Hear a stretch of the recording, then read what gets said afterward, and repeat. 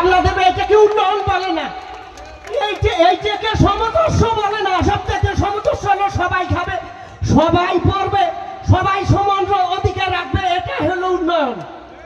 আমি বলি প্লিজ, আমার ওই বাচ্চাটা আমার রাগের কথা ভেবে তার বড় আব্বু বললো যে বড় আব্বু আমাকে স্যান্ডেল কিনে দিতে হবে, কিন্তু আব্বু বলা যাবে না। ওর বড় আব্বু স্যান্ডেলের দোকানে ব্যাপক ভিড়, ফিরে গেছে। আমার ওই ছেলেটা খালি কাঁদতেছে, আমি বুঝতে পারিনি যে আমার এই ছেলে কেন কাঁদতেছে। পরে আমি শুনলাম আমার ছেলের কাছে যে বড় আব্বু স্যান্ডেল কিনতে বলছিলাম 100 টাকা, সে এনে দেয়নি আমার। আমি রাত 11:30টার সময় আসছি, 5000 টাকা ঋণ করি আসি। আমার ছেলের জন্য আমি স্যান্ডেল নিছি, আমার ছেলের জন্য রুমাল নিছি, আমার ছেলের জন্য আমি আতর নিছি, যাতে ছেলের কোনো সমস্যা না থাকে। তবে সমস্যা হলো 5000 টাকা আমি কই থাকি দেব? আমি কিন্তু মাস্টার্স পাস, কই থাকি দেব আমি? এরপরে আমি ছেলেকে যতটুকু খুশি করলাম, কোন রকম কষ্ট মষ্ট করি একটা মাটি কাটার নাম নিছি, কারণ মাটি তো কাটা লাগবে। এখন কিভাবে মাটি কাটি, অনেক কষ্ট মষ্ট করি। মেম্বারকে বললাম, দেখেন আমি একটা শিক্ষিত মানুষ, কিভাবে মাটি কাটবো, দয়া করি আপনি এখন আমার ব্যবস্থা করে দেন তো। তারপরে কিন্তু আমি কাটি।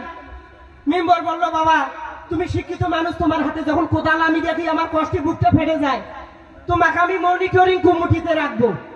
পরে আমি দেখলাম মেম্বার আমার সম্মান দেওয়ার জন্য মনিটরিং কমিটি উনি একটা তৈরি করছেন। আমি এমপি মহোদয়কে বলি, এরকম আমার মতো অসংখ্য কষ্ট আছে, আপনি যদি এখানে একটা আশ্বস্ত করেন, কসম আল্লাহ আমার ওই ছেলে, আমার ওই বউ, বিশেষ করে আমার মা যখন মাইকিন শুনছে, মাইকিন আলহামদুলিল্লাহ বলছে অনেক খুশি। এখন আপনি কোনো আশ্বস্ত করেন নাই, মাননীয় প্রধানমন্ত্রী ওখান থেকে কোনো আশ্বস্ত আমাদের করে নাই, শুধু মাইকিন শুনছে, এতে আলহামদুলিল্লাহ বলছে। আমাদের এমপি মহোদয় হাস্যোজ্জ্বল চেহারায় সবসময় কথা বলে, হাস্যোজ্জ্বল যারা কথা বলে তাদের অহংকার নাই, নিরহংকার। যারা হাস্যোজ্জ্বল কথা বলবে তারা নিরহংকার। আরে আমরা বেকার, আমাদের ব্যবহার করে প্রত্যেক জায়গায়। মেডিকেলে যাই তো বাবা না, চলো না রুগীর ধরে যাই, আমরা কিন্তু সেইখানে যাই। বাবা একটা সমস্যা স্টাম্প লিখে দেন তো, আমরাই কিন্তু দেই।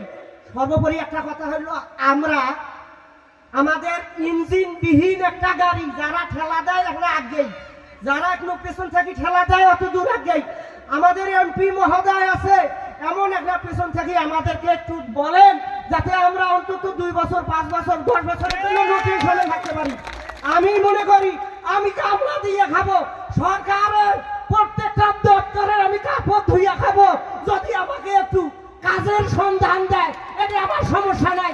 আমার কামলাও নেন, আমি রাস্তার মাটি কাটা কাম করছিলাম, আমার কামলা নেন, আমি 24 দিন 6 দিন মাটি কাটা কাম করছি।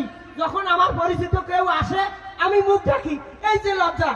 আমি 2012 সালে মাস্টার্স কমপ্লিট করছি, আজকে 24 সাল, কত দুর্বিষহ জীবন আমি যাপন করতেছি সারা বাংলাদেশ। হ্যাঁ, আর একটা কথা বাবা, তুই অত ভালো ছাত্র, মাস্টার্স পাস করছিস, এর না তো গার্মেন্টস টার্মেন্টস করবো। আমার প্লিজ আমি সংক্ষিপ্ত করি। একটা কথা হলো, 2006 সাল থেকে 9 সাল পর্যন্ত ফখরুদ্দিন ছিল, যেখানে কর্মসংস্থান খুব একটা ভালো ছিল না। 9 সাল থেকে 14 সাল আগুন সন্ত্রাস, গাছ কাটে, রাস্তা ভাঙি দেয়, গার্মেন্টস বন্ধ, ওখানে আমরা বেকার হয়ে গেছি। আবার 32 বছর বয়সে আমি নিবন্ধনের জন্য একটা আবেদন করছি। করোনা 3.5 বছর খাওয়ার পরে আমি ডাইরেক্ট বেকার হয়ে গেছি। করোনা 3.5 বছর আমাদের খাইছে। অতএব আমি অনুরোধ করব, এমপি মহোদয়ের কাছে অনুরোধ করব, এমপি মহোদয় আপনি যেমন হাস্যোজ্জ্বল কথায় আমাদের সংসদে আমাদের দুঃখ দর্শক তুলে ধরছেন, আপনি এটা কন্টিনিউ করেন।